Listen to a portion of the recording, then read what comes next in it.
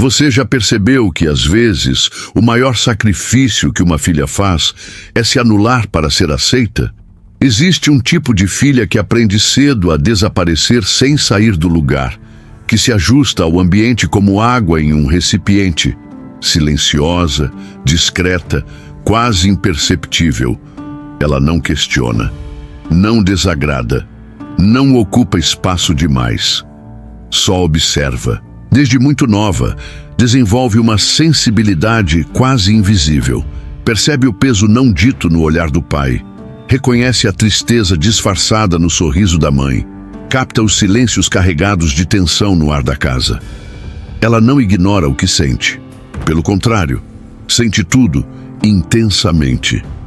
Mas aprendeu bem antes da hora que expressar é arriscado, que emoções demais geram desconforto, que chorar é fraqueza, que ficar brava é falta de educação.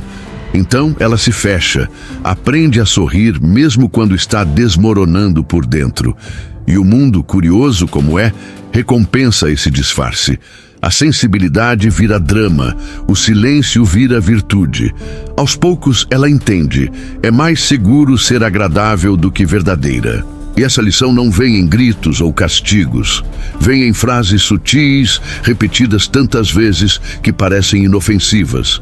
Você está fazendo tempestade em copo d'água. Para de frescura. Você é sensível demais. Assim, nasce uma versão falsa de si. Não uma mentira, mas uma adaptação. Um jeito de sobreviver onde ser quem ela é parece perigoso demais. Essa menina cresce aprendendo a se tornar o que os outros precisam. Ela lê o ambiente como ninguém. Sabe exatamente o que fazer para ser elogiada, para ser útil, para não atrapalhar. Mas cada gesto que agrada é um pedaço de si que vai ficando pelo caminho. E o mais cruel, ela é celebrada por isso. Tão responsável. Uma filha incrível. Madura demais para a idade. Elogios que soam como conquistas, mas que são, na verdade, grilhões dourados, porque quanto mais ela tenta ser perfeita, mais se distancia de si mesma.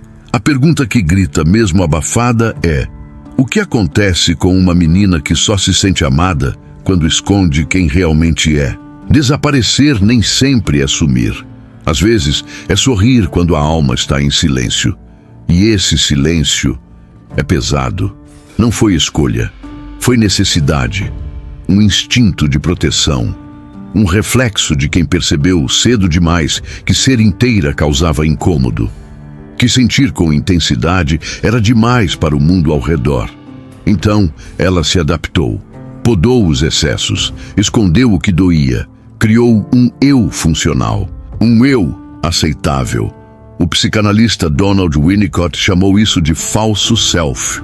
Uma espécie de armadura que surge para proteger o verdadeiro eu, aquele que ainda é frágil demais para aparecer. Mas o que era para ser temporário vira permanente. E o que era para proteger vira prisão.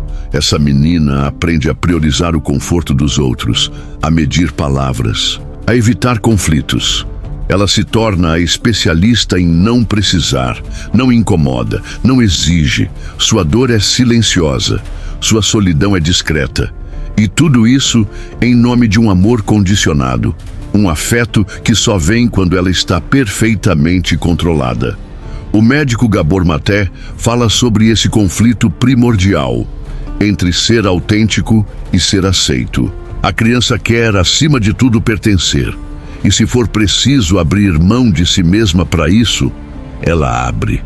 Porque para uma mente infantil, rejeição é quase morte. E o corpo?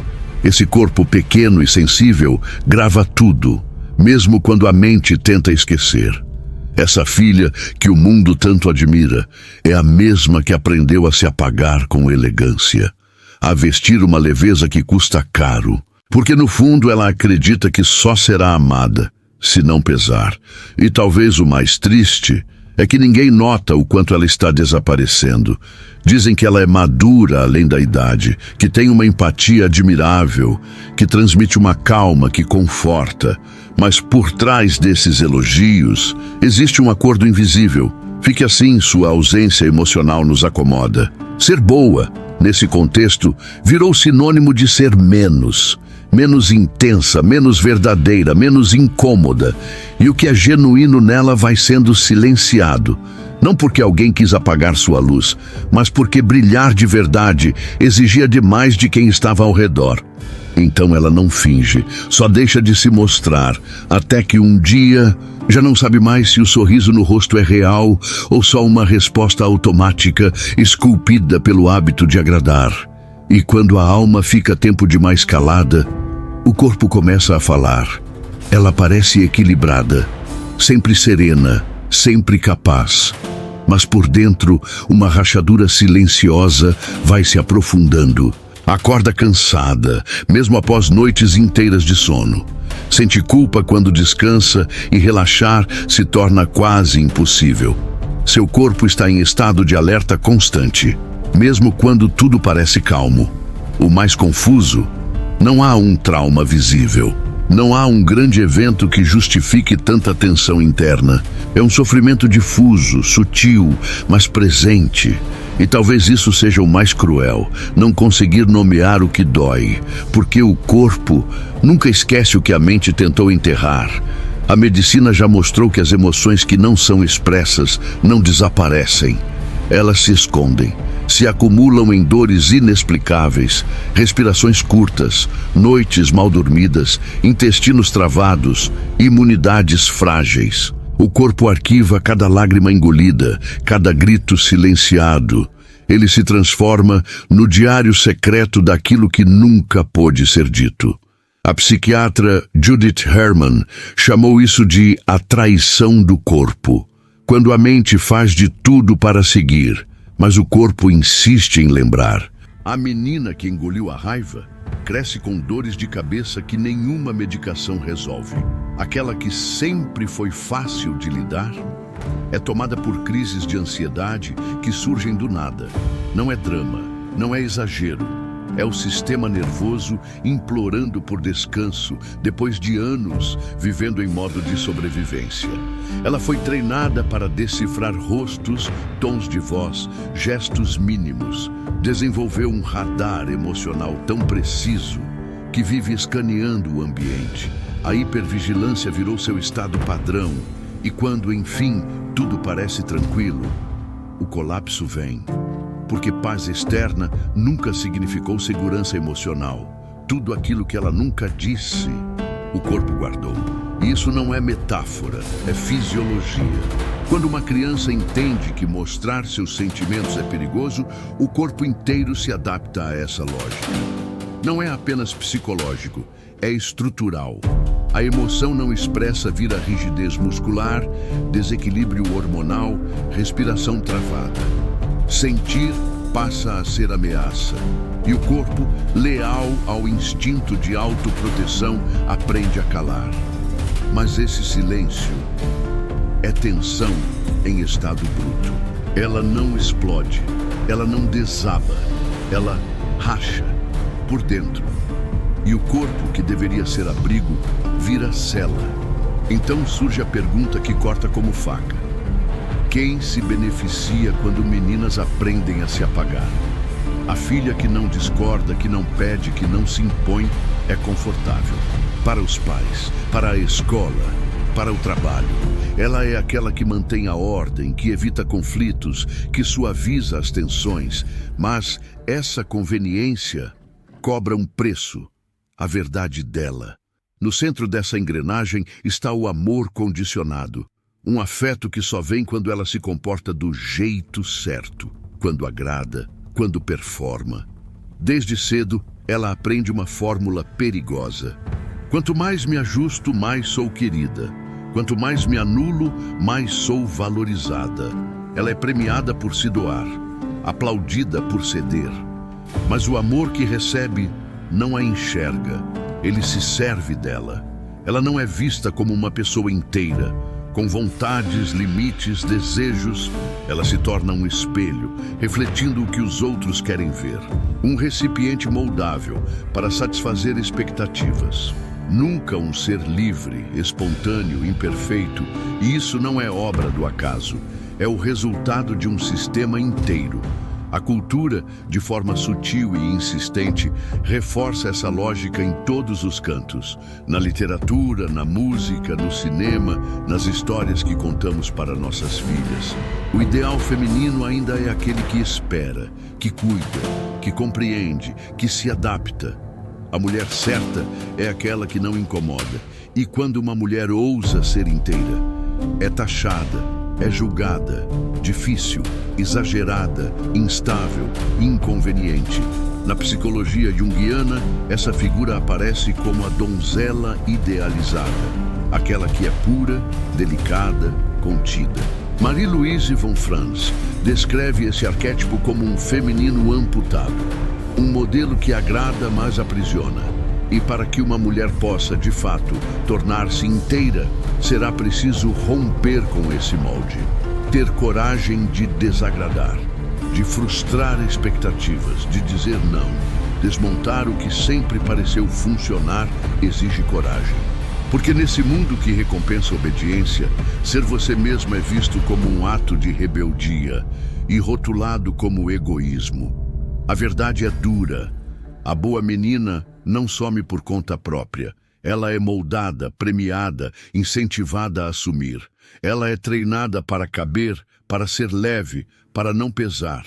E esse treinamento é sustentado por uma cultura que não sabe lidar com mulheres que dizem não, que não justificam, que ocupam seus espaços sem baixar os olhos ou pedir licença. E quando essa mulher começa a despertar, o mundo responde com desconforto, com surpresa, com reprovação, como se algo estivesse errado. Mas o que realmente se quebrou foi a mentira, a ilusão de que ela precisava se apagar para ser amada. E aí, uma pergunta cortante se impõe. O que acontece quando ser quem você é pode significar perder o amor que te sustentava? Essa é a ferida que arde por dentro de muitas boas filhas. Elas não desapareceram por vontade, desapareceram para caber. E quanto mais foram celebradas por isso, mais difícil ficou voltar. Sartre dizia que somos esculpidos pelos olhos dos outros. Mas, e quando esses olhos exigem que a gente renuncie ao essencial? Quando o amor só vem se a gente se apresentar em versão censurada, domada, editada. Aí nasce um dilema cruel. Se eu for autêntica, posso ser deixada, mas se eu me adaptar, deixo de existir. Kierkegaard chamou isso de desespero silencioso. O estado de quem continua sorrindo, mesmo tendo perdido a si mesma no processo. A boa filha vira uma exímia leitora do ambiente, capta expressões, entonações, climas, o que parece empatia. Muitas vezes é apenas medo, medo de desagradar, de romper laços, de ficar sozinha, porque ser verdadeira nesse contexto não é só difícil, é perigoso.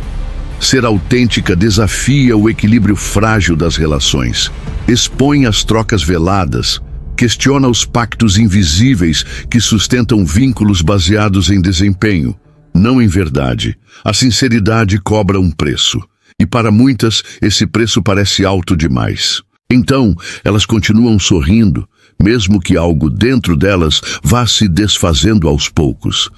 Essa é a armadilha por trás do elogio à mulher fácil de lidar. Ela não atrapalha, porque aprendeu que ser clara demais é ser problemática.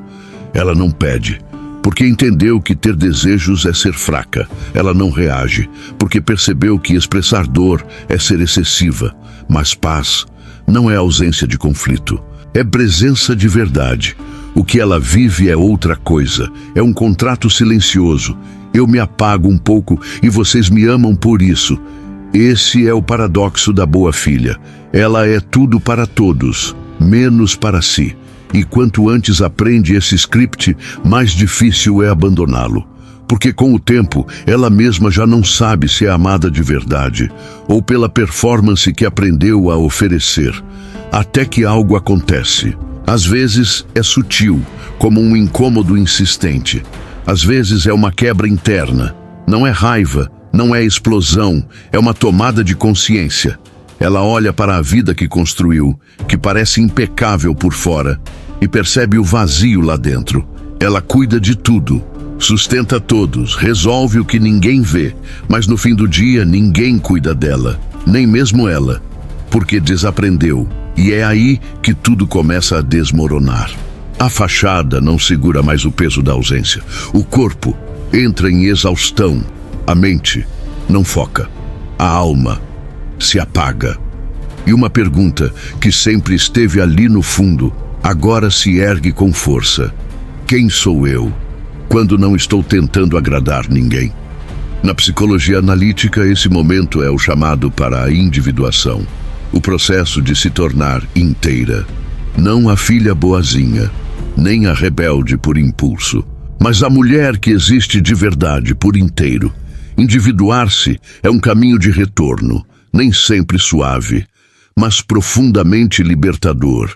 É a jornada de quem ousa sair do script, de quem escolhe reaprender a sentir sem pedir desculpas por isso. Desaprender se torna um ato de libertação. Desaprender a pesar cada palavra antes de falar. Desaprender a viver como prolongamento da vontade alheia. É começar a acolher o que foi negado por tanto tempo. A raiva que pulsa, o desejo que arde, o não que precisa existir, o limite que protege, o cansaço que grita, não como falhas, mas como partes legítimas de uma mulher inteira. Esse despertar não costuma vir como tempestade. Às vezes, ele começa num gesto miúdo, um não sussurrado, mas firme. Uma escolha feita em silêncio, mas feita por si. Um simples não vou explicar, e isso já é tudo. Pouco a pouco, ela para de pedir permissão para existir. E nesse gesto discreto, mas profundamente revolucionário, ela começa a se instalar de verdade na própria vida. Ela ainda será doce, mas por decisão, não por dever. Ainda será empática, mas agora com fronteiras. Ainda saberá amar, mas sem se abandonar no processo. O mundo talvez não entenda, talvez critique, talvez tente recolocá-la no lugar antigo, mas dessa vez ela não vai sacrificar a própria verdade por pertencimento, porque agora ela se pertence. Ser fácil de amar não é o mesmo que ser vista. Ser agradável não é o mesmo que ser autêntica. Olhe para si mesma nesse momento. Talvez o despertar já tenha começado. Mesmo que ainda pareça confuso, mesmo que você não saiba exatamente por onde recomeçar, há um passo inicial que muda tudo. Parar de pedir desculpas por existir por completo. Com coragem e ternura, aquela menina que aprendeu a se esconder, vai voltando, não mais para caber no mundo dos outros, mas para, enfim, habitar o próprio corpo, a própria história, o próprio ser. E agora eu te pergunto, em que momentos da sua vida você sentiu que precisava desaparecer para ser aceita? Compartilha aqui nos comentários. A tua história pode ser o espelho que outra mulher precisa para se reconhecer e começar também a voltar para si. Se inscreva no canal e deixe seu like. Até o próximo vídeo e fique bem.